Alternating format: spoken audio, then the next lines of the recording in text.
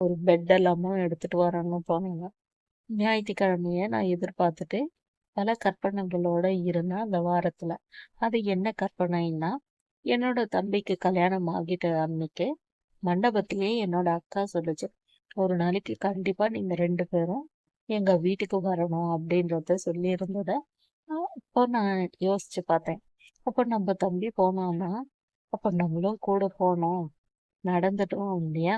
அப்போ என்னுடைய தம்பி அக்கா வீட்டு உள்ள வாடா அப்படின்னு சொல்லும்போது, என்ன மட்டும்தான் கூப்பிடுவியா, இன்னொருத்தரை கூப்பிட மாட்டியான்னு கேட்கணும். ஏன் உன் பொண்டாட்டி தான் பக்கத்துலயே இருக்கிறாங்க, அது இருக்குது, இன்னொருத்தர் வந்துக்கிறாங்க, இங்க பாரு யார் வந்திருக்காங்கன்ட்டு சொல்லுவான். அப்போ நம்ம அக்காவை பயன்படுத்தணும். உடனே அக்கா வந்து அதிர்ச்சியில, ஜெய எப்படி நீ நடக்கிற, எப்படி வந்த, என்ன ஆச்சு, எதுவுமே சொல்லவே இல்லையே அப்படின்னு சொல்லி அக்கா கேட்கணும். நான் நடந்த விஷயத்தெல்லாம் சொல்லணும். அதன் பிறகு எங்க அம்மா என்னுடைய 2 தங்கச்சி வீட்டுக்கு போகும்போது அவங்க கூட போகணும். சந்தையில போனாங்கன்னா அந்த காய் பேக் எல்லாம் தூக்கிட்டு வரணும். சமையல் செஞ்சு அம்மாக்கு போடணும். வீட்டு வேலை எல்லாத்தையும் பார்த்துக்கணும். அம்மா கூட பூ கட்டணும். நம்ம நடக்கிறோம்னு தெரிஞ்சா நம்ம அம்மா நமக்கு விதவிதமா புடவெல்லாம் எடுத்து தருவாங்க.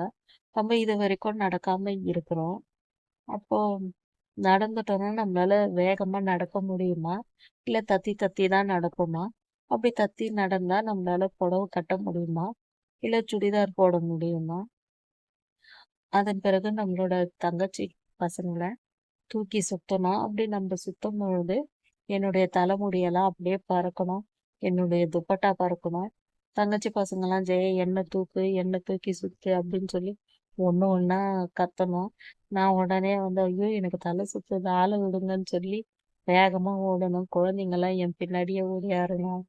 அதுக்கப்புறம் எண்ணெய் தூக்கோ அப்படின்னு சொல்லி சொல்லும்போது ஒருத்தரை தூக்குவேன், அடுத்தது இன்னொருத்தரை தூக்கிக்கோன்னு சொல்லுவாங்க. அப்ப அவங்களையும் தூக்கிட்டு போனா மீதி 2 பேரு நடந்து வருவாங்க என்னுடைய ட்ரெஸ் பிடிச்சு. அப்ப எங்க மாமி கேட்கணும், ஏன் உங்க பெரியம்மாள விட்டு இருக்கவே முடியாது அவங்களால, எந்த நேரமும் அவ கூடவே இருக்கணுமா அப்படின்லாம் சொல்லி கேட்பாங்க அப்படின்ட்டு என்னுடைய மனசுக்குள்ளவே நினைச்சிட்டு அப்படியே அந்த ஒரு வாரத்துல அந்த நைட்ல ஃபுல்லாவே நான் எப்பெல்லாம் படுக்கிறேனோ அப்பெல்லாம் இது போல கனவுகள்ல நான் போயிடுவேன். ஆனா எங்க வீட்ல யாருக்குமே நான் சொல்லல. அப்படியே ஞாயிற்றுக்கிழமையும் வந்தது.